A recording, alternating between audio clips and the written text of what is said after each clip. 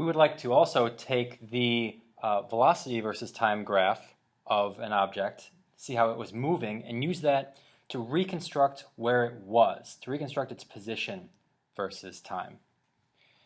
To do it, and I think it's a little more challenging than going from position to velocity. To do it, you'll want to look back on your notes from our first graph matching video. You should have a set of notes like this, where we've got each of these different velocity graphs corresponding to a position graph. So here we have zero velocity, gives us a constant position. Here we have constant velocities, giving us position graphs that are lines of constant slope. Remember, the slope of the position graph is the value of the velocity graph. So this says that our velocity is not changing, which means our slope here is not changing. So we have a line with constant slope. Straight line here with zero slope gives us a line of constant slope here. On these ones down here where the velocities are changing with time, that tells us that the slope of our position graph is changing with time. If the slope is changing, we get a curve instead, a changing slope because we've got a curve, changing slope of the tangent line.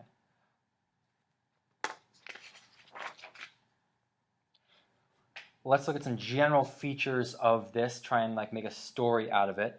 We can see that from here to here, from this moment in time to this moment in time, the velocity is positive. It's up above the zero axis. So we're moving in the generally positive x direction that whole time. We can tell that already. But from here to here, from this moment in time to this moment in time, our velocity is negative. We're below the zero axis. So we know that from here to here, we're going to be moving generally in the negative x direction.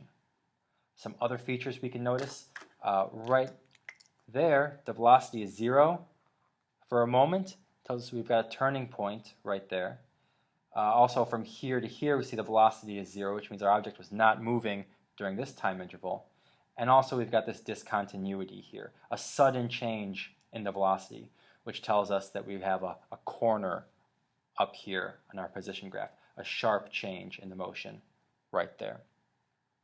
Let's do this one segment at a time, starting from the beginning. We see that from here to here, the velocity is constant and positive. So we're moving in the positive x direction at a constant speed. Okay, so we know that's going to be a line with a constant positive slope here, but where do I start? Does it start from here or does it start from here? It doesn't seem to tell us, and indeed it doesn't. The velocity graph does not tell you where your starting position is. Note here, velocity versus time graph, it doesn't tell you anything about where you started. Only tells you about where you moved, how your position changed. It tells you how your position changed, not where you started. That has to be some extra piece of information. Someone else has to tell you where you started. So I'm going to give us some extra information here. I'll say, okay, this will be our starting position. Information that does not come from your velocity graph. That's extra info. Okay, knowing that we started here, now we say from here to here, constant positive velocity. So constant positive slope from there to there. Okay, from here to here, our velocity starts out positive and ends up zero. It's easiest to put in the endpoints up here. So we start out with a constant positive velocity, and we know it ends up at a zero velocity. So our tangent at the end has to be flat. So we go from positive velocity to no velocity. We're slowing down. That means we've got a curve that we've got to roughly connect from here to here. It's always hard to connect these to look smooth. There shouldn't be a corner here. It should be a smooth transition. So positive velocity, and then we're slowing down to zero right there. Okay, then from here to here, we start with zero velocity, but we're speeding up. End up with a very large positive velocity. Note, larger than it was originally.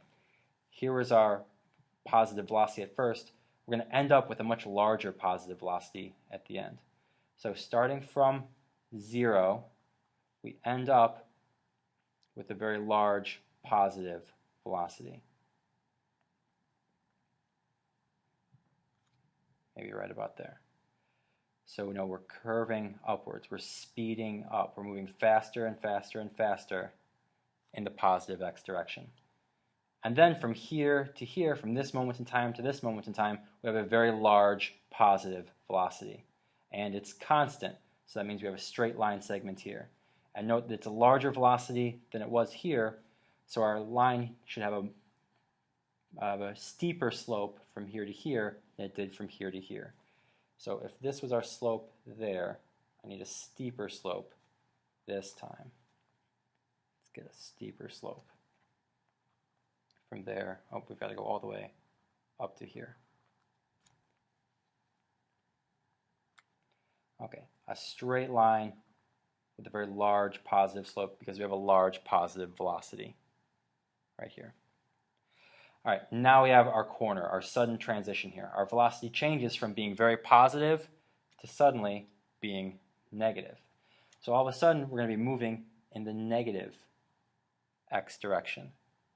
And by the end of this segment, we see that our velocity is 0. It comes to rest. So suddenly it changes from moving in the positive direction to the negative direction, and it's going to end up at rest over here. Let's connect those to get a curve like that. It starts moving negative direction and ends up at rest. Then from here to here, we see that velocity is 0. So we're at rest this whole time, not moving. Position is constant. From there to there. Okay, from this moment, we start out at rest, and then we start moving in the negative direction. We have negative velocities. And our velocity gets faster and faster in the negative direction. Starting from rest, we end up with a very large negative velocity. So starting from rest, we end up with a very large negative velocity. Let's connect those little bits to make a curve like that. And then finally, the velocity is constant and it's negative. So we have a constant negative velocity here. We're moving in the negative x direction at a constant rate. So constant slope from here to here. Should be a straight line segment. From there to there. All right. I've got one for you to try on your own.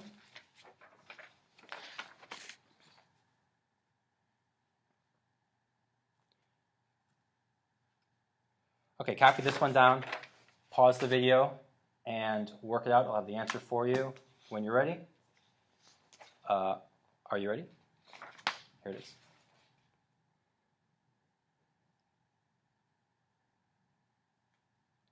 Let me point out a few features on here.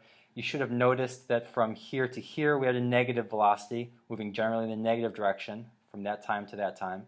Then from this moment to this moment, we have generally positive velocities. So we're moving in the positive x direction from that time to that time. Then at the end, we have a negative velocity again. So we're moving in the negative x direction from that time to that time. We've got a turning point right here, corresponds to our horizontal tangent right there. We've also got a turning point right here where velocities are 0. Velocities are 0 for a moment. For a moment, you're at rest. At rest here, then right there, at rest for a moment, should have a horizontal tangent. And then we've got this discontinuity here, this sudden change in the velocity, which gives us a sharp corner right up